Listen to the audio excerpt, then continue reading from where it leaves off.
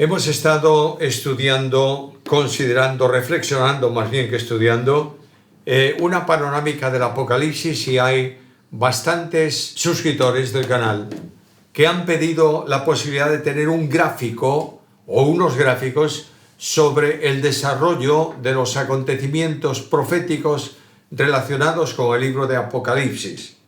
Por tanto, hemos seleccionado 8 gráficos que vamos a ver hoy, presentando cada uno de ellos de una forma muy breve, y el primero que vamos a tener delante tiene que ver con los acontecimientos futuros para la Iglesia. Notaréis que ahí está la inauguración de la Iglesia en la parte izquierda del gráfico, el día de Pentecostés, con la cita bíblica de Hechos 2, que se habla precisamente de la fundación de la Iglesia. Y ahí comienza un periodo que todavía no ha terminado, que es el tiempo de la dispensación de la Iglesia. En ese tiempo, al final de ese tiempo, el Señor Jesús, lo notaréis ahí en la parte superior central de esa primera parte del gráfico, el Señor Jesús desciende al aire y la Iglesia, los muertos en Cristo resucitan, la Iglesia es arrebatada, es trasladada al encuentro del Señor en el aire, y ahí comienza el periodo de tiempo en donde el acontecimiento siguiente del encuentro de la Iglesia con Cristo es precisamente el tribunal de Cristo. No hay duda ninguna que dentro de este momento del llevar la Iglesia a la presencia del Señor está también la transformación de los creyentes vivos. Los muertos en Cristo resucitan y los creyentes vivos seremos transformados. Y el apóstol Pablo dice: he aquí os digo un misterio, no todos dormiremos, pero todos seremos transformados. Ya trasladados a la presencia del Señor, compareceremos todos ante el tribunal de Cristo. Y ahí hay en el gráfico unos textos que enseñan esta verdad escatológica. El tribunal de Cristo concluye con un resultado, y es coronas de recompensa conforme a la labor que cada uno de los creyentes haya hecho aquí en la tierra. No es, como se ha dicho varias veces, un juicio para saber quiénes son salvos y quiénes son perdidos. Es un juicio de recompensas en el cual Dios otorga en su gracia amorosa algo que realmente no merecemos, porque todos nosotros somos siervos. Por tanto, lo que hayamos hecho aquí en la tierra tiene que ver con nuestra obligación espiritual de servir al Señor. Dios va a recompensar aquello que hayamos hecho. Si los materiales que hemos usado en nuestra obra para el Señor aquí en la tierra son madera, heno y hojarasca, van a ser quemados. Si son oro, plata, piedras preciosas, van a conservarse. Y esas coronas que Dios nos va a dar serán para poner delante de aquel que está sentado en el trono. En ese tiempo se produce lo que se llama las bodas del Cordero. La Iglesia ha estado con el Señor de una forma ya definitiva. Carta a los Tesalonicenses, capítulo 1 y versículos 16 y 17 concluye diciendo: así estaremos para siempre con el Señor. Y en Apocalipsis 19, versículos 7 al 10, se habla de las bodas del Cordero.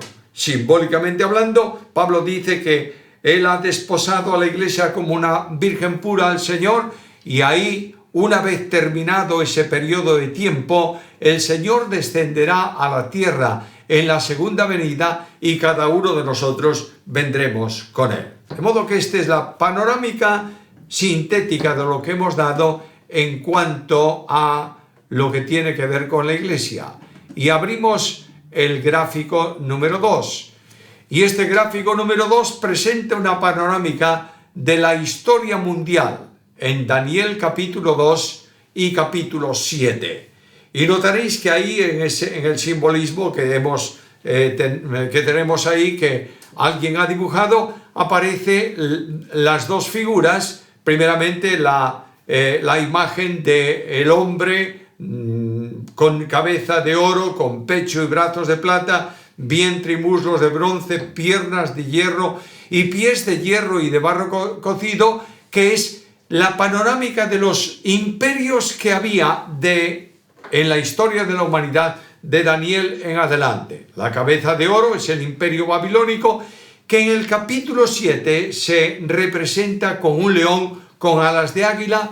En segundo lugar está el imperio medo-persa, representado en la figura de la imagen del capítulo 2 de Daniel, por el pecho y brazos de plata, Daniel 2:39, y en la figura de las bestias del capítulo 7 como un oso con un costado más alto que el otro, porque ahí siempre hay una desproporción entre los medos y los persas en ese imperio unificado. Tenemos luego el vientre y los muslos de bronce de la imagen del capítulo 2, que es el imperio greco-macedónico, representado en el capítulo 7 como un leopardo con 4 alas y con 4 cabezas, Daniel 7:6. Viene luego el imperio romano, piernas de hierro, Daniel 2:40, y una bestia espantosa y terrible de Daniel capítulo 7, versículo 7. De ese imperio romano reconstruido, simbolizado por pies de hierro y de barro cocido, aparece o figura el reino del anticristo, el cuerno pequeño de Daniel capítulo 7 y versículo 8. De modo que tenemos ahí toda una panorámica histórica de los imperios, desde el imperio babilónico hasta el imperio final, que es el reinado del anticristo. Nos vamos a otro gráfico, el gráfico número 3. Este gráfico presenta la panorámica del libro de Apocalipsis, especialmente en lo que se llama la tribulación.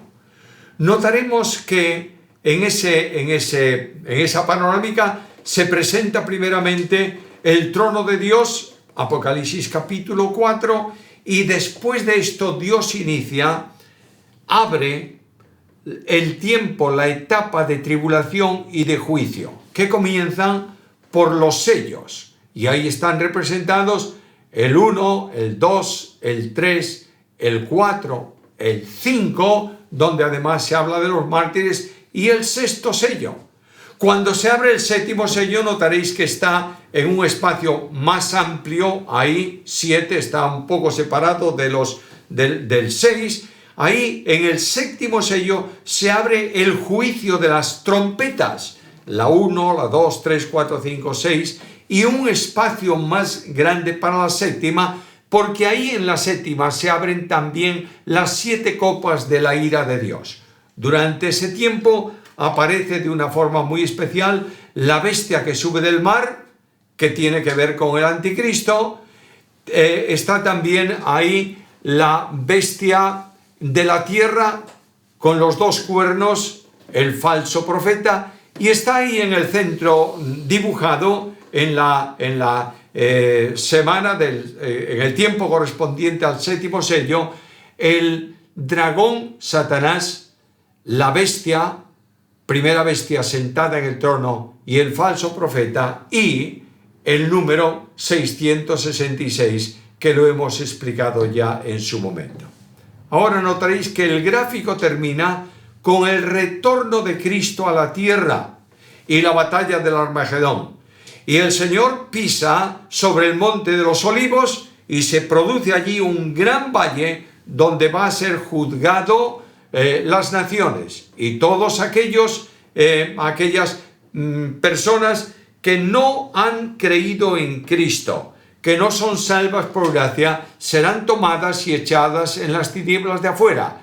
Y ahí comienza también el lago de fuego, Apocalipsis capítulo 19 y versículo 20, donde se inaugura con la bestia y el falso profeta, y a donde serán enviados todos aquellos que no han creído en Cristo en el juicio final, que todavía no se ha producido o no está contemplado en estos gráficos. Seguimos adelante con otra panorámica, y son los grupos político-militares durante la tribulación. Durante la tribulación habrá 4 grandes grupos políticos militares en la tierra. En primer lugar, el reino del norte, y ahí están las naciones que se citan como de la confederación del reino del norte, Gog y Magog, Persia, Cush, Fut, Gomer, Togarma, y nadie diga, bueno, el reino del norte es Rusia. Bueno, eso es lo que algunos piensan, pero no tiene base bíblica ninguna. Los reinos del norte son los reinos que históricamente están situados como si fuese una media luna sobre Israel y son enemigos históricos de Israel. Rusia no existía en los tiempos de la profecía. Algunos piensan que Meset y Togarma significan dos ciudades de Rusia que son Moscú. Bueno, dejémoslo allí.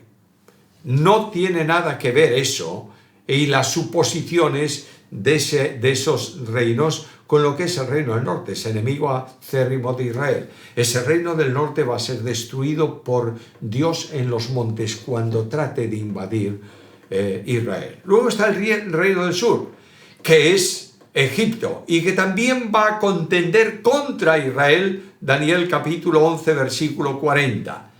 Estarán los reyes del oriente, que son aquellos que tienen sus territorios más allá del río Éufrates, y leo en Apocalipsis 16:12 que el sexto ángel derramó su copa sobre el gran río Éufrates y el agua se secó para que estuviesen preparado el camino a los reyes de Oriente. Y los reyes de Oriente vienen para luchar contra el reinado del anticristo, que es el cuarto grupo político-militar. No estoy diciéndolos por orden, simplemente enumerándolos. El reino del anticristo se levantará del imperio romano reconstruido y ahí estará siendo gobernado indudablemente el dragón. Satanás le da el poder y la autoridad al anticristo, que llegará al límite de la mayor blasfemia, sentándose en el trono, en el lugar dedicado a Dios, sentando allí su trono y haciéndose adorar por Dios. Por tanto, tenemos ahí la panorámica de los grandes cuatro grupos político-militares que estarán presentes en la semana 70 de la profecía de Daniel. Dentro de ese sistema complejo que ocurrirá en ese tiempo, tenemos un gráfico de Israel en la tribulación.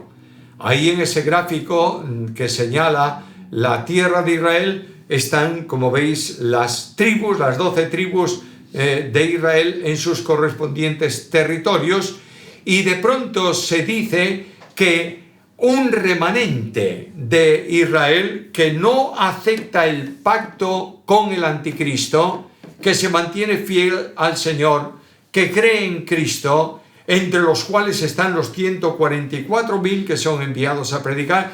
Ese remanente, salvo por gracia antes de la venida de Jesucristo, es llevado y conducido por las alas de la gran águila, en una figura simbólica, a un lugar del desierto donde Dios cuida de su pueblo y lo sustenta durante ese tiempo de la tribulación, preparándolo para el regreso de Cristo aquí en la tierra y para entrar con él al reino milenial.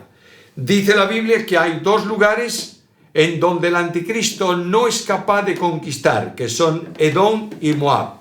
Y alguno preguntó en el canal, ¿por qué motivo el anticristo con todo su poder no puede conquistar esa tierra? Bueno, porque el Señor la defiende y la protege donde está su pueblo. No tenemos que buscar lugares, ni ciudades, ni cosas por el estilo, es simplemente una panorámica que la Biblia nos da del cuidado que Dios tiene del Israel salvo por gracia. No todo Israel que será salvo, como dice Pablo, comprende la totalidad de aquellos que vienen como descendientes de Abraham, sino los que son salvos por gracia y han creído en Cristo, a quienes el Señor protege y cuida como su remanente escogido. Este otro gráfico presenta una síntesis de la guerra del Armagedón. Notaréis que ahí hay 4 colores, el color amarillo que está hablando del reinado occidental del anticristo, están 2 colores medios morados, más o menos, uno que desciende del norte y que representa el reino del norte, y otro que viene de Egipto y que sube hacia un punto céntrico marcado en negro, que es Jerusalén. Y ahí tenéis el reino del norte, que trata de invadir la Tierra Santa, el reino del sur, que se suma al reino del norte, lo destruye el Señor antes de entrar en Israel, en los montes de Israel, y el reino del sur lo destruye el anticristo. Frente a este movimiento bélico, el anticristo envía un ejército numerosísimo a la tierra de Israel, por tierra y por mar, e invade la tierra y se asienta ahí entre la ciudad santa y el mar, y él lucha contra el reino del sur y llegaría a destruirlo o a guerrear contra él, a no ser porque ahí tenéis una flecha verde, aparecen los reinos del oriente que vienen a luchar contra el anticristo y detiene la acción bélica contra Egipto. Esto da lugar como veis, a la guerra del Armagedón, que termina en la gran batalla final del Armagedón, en donde el reino occidental y los reyes de Oriente se unen para luchar contra el Señor y contra su ungido, y es precisamente ahí donde el Señor interviene y destruye a todos los ejércitos que se levantan contra él. Aquí está un gráfico sobre el milenio y la nueva creación. Notaréis que comienza ese gráfico, y lo podéis enlazar con los anteriores, en las bodas del Cordero y en el descenso de Cristo a la tierra. El Señor viene con gran poder y gloria, juzga a las naciones vivas y establece el reino milenial. Y durante ese tiempo el Señor se sitúa en la ciudad santa de Jerusalén, y ahí el Señor, Rey de Reyes y Señor de Señores, durante 1000 años gobierna la tierra. Al final de ese periodo, Satanás levanta a aquellos que no han creído y que han nacido durante el milenio, los coloca en rebeldía contra Dios. Viene una acción directa contra el eterno y soberano Señor, y de pronto viene fuego del cielo que los consume a todos ellos. Apocalipsis capítulo 20, versículo 9, y de pronto aparece el gran trono blanco, donde Dios juzgará a los muertos que no han creído, que no han sido salvos, y todo eso va a ser resuelto definitivamente por Dios, enviándolos al lago de fuego y haciendo desaparecer toda oposición. Y Dios creará entonces, final del gráfico, cielos nuevos y nueva tierra, donde los creyentes moraremos para siempre con Jesús. Pasamos al último de los gráficos. En primer lugar está la primera línea de descenso, es la primera venida del Señor. Luego está un espacio entre la primera venida, la cruz, la resurrección y la ascensión, que marca el tiempo del ministerio de Jesucristo aquí en la tierra y la ascensión a los cielos. Inmediatamente después está otra línea de descenso, en donde aparece el descenso del Espíritu Santo, y comienza la dispensación de la Iglesia, que concluye con el arrebatamiento de la Iglesia. Y para la Iglesia tenéis ahí en síntesis el tribunal de Cristo y las bodas del Cordero, y de ahí el descenso de la Iglesia con Cristo para el juicio de Israel, el juicio de las naciones, la resurrección de los santos del Antiguo Testamento y la resurrección de los santos de la gran tribulación. Inmediatamente a eso viene el milenio, el milenio y Satanás atado, y finalmente la rebelión final, el trono blanco y ya definitivamente el estado eterno.